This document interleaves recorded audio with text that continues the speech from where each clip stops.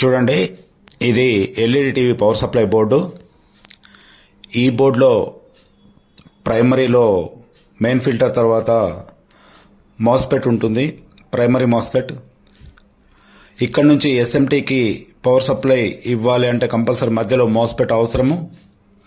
ఈ మాస్ఫెట్కు 3 లెగ్స్ ఉంటాయి, source, gate and drain. ఈ మాస్ఫెట్లో సోర్స్ లెగ్కు ఇన్పుట్ వోల్టేజ్ వస్తుంది, గేట్ కంట్రోల్ చేస్తుంది, డ్రైన్ ద్వారా అవుట్పుట్ ఎస్ఎంటీకి వెళ్తుంది. ప్రతి పవర్ సప్లై బోర్డులో ఇది ఉంటుంది. ఆ తర్వాత ఎస్ఎంటీ తర్వాత సెకండరీ మాస్ఫెట్ ఉంటుంది. సెకండరీ మాస్ఫెట్ బోర్డుకు కావలసినటువంటి పీసీబీకి కావలసినటువంటి స్టేబుల్ డీసీ వోల్టేజ్ను ఖచ్చితంగా ఇస్తానికి ఈ మాస్ఫెట్ ఉంటుంది.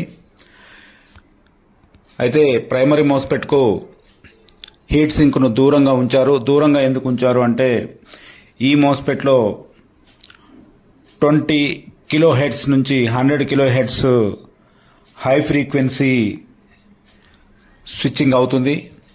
చూడండి, ఇక్కడ వోల్టేజెస్ చూద్దాము.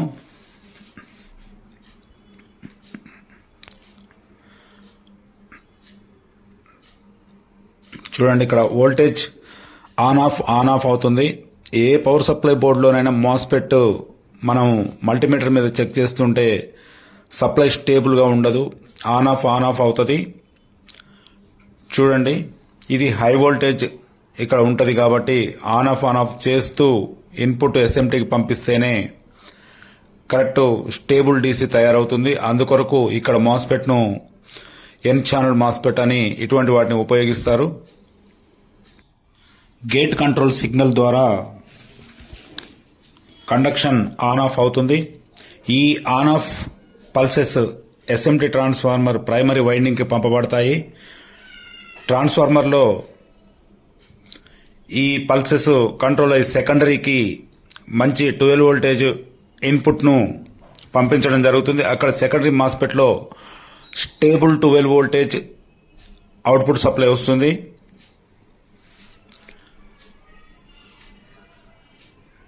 ఇక్కడ చూడండి, ఇన్పుట్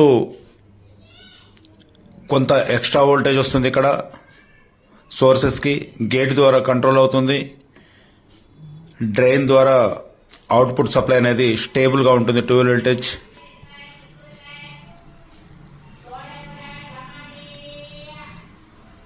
చూడండి, ఇక్కడ 12 వోల్టేజ్ ఏ మాత్రం పల్సెస్ చేంజ్ కావు, పర్ఫెక్ట్ 12 వోల్టేజ్ ఉంటుంది.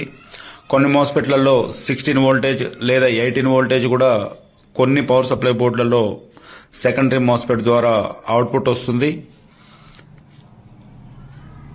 ఇక్కడ ఓన్లీ ఇది 32 ఇంచెస్ టీవీ కాబట్టి 12 వోల్టేజ్ అవుట్పుట్ ఇచ్చారు. ఇక్కడ హీట్ సింక్ మరి అక్కడ దూరంగా ఎందుకు పెట్టారు అంటే ఓన్లీ థర్మల్ అంటే రేడియేషన్ ద్వారా మాత్రమే హీట్ అనేది బయటికి వెళ్ళిపోతుంది. ఎక్కువ పవర్ సప్లై బోర్డులలో హీట్ సింక్ను దూరంగానే అంటే రింగ్ టైప్లో పెడతారు.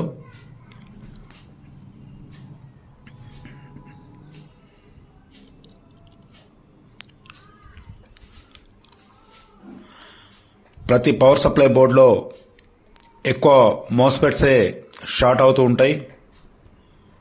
చూడండి, ఇక్కడ ఇన్కమింగ్ పవర్ సప్లై 230 వోల్టేజ్ ఇస్తే అది బ్రిడ్జ్ రెక్టిఫైర్ ద్వారా మెయిన్ ఫిల్టర్ నుంచి మాస్ఫెట్కు సప్లై ఇంచుమించుగా పంపబడుతుంది. సమాంతరంగా స్టేబుల్ సప్లై పవర్ సప్లై ఉండదు కనుక ఇక్కడ మాస్ఫెట్లో అది రెగ్యులేటింగ్ అవుతుంది. ఆ తర్వాత ఎస్ఎంటీ ద్వారా సెకండరీ మాస్ఫెట్కు వచ్చేస్తుంది. సెకండరీ మాస్ఫెట్ స్టేబుల్ వోల్టేజ్ ఇస్తుంది, 12 వోల్టేజ్ లేదా 16 లేదా 18 వోల్టేజ్ ఇస్తుంది. అక్కడి నుంచి పీసీబీలోని ప్రతి పార్టుకు కావలసిన వోల్టేజెస్ను స్టేబుల్గా పంపించడం జరుగుతుంది.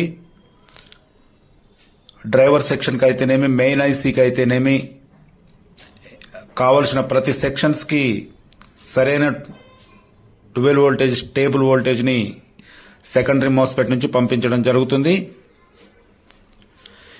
ఏ మదర్ బోర్డులోనైనా, ఏ పవర్ సప్లై బోర్డులోనైనా primary MOSFET and secondary MOSFET ఈ రెండే ప్రధానమైనవి.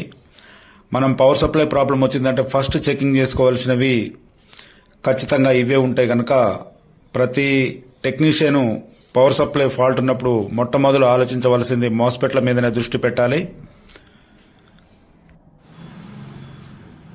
ఈ వీడియోను స్కిప్ చేయకుండా చూసిన ప్రతి ఒక్కరికి ధన్యవాదాలు తెలియజేస్తున్నాను. Thank you.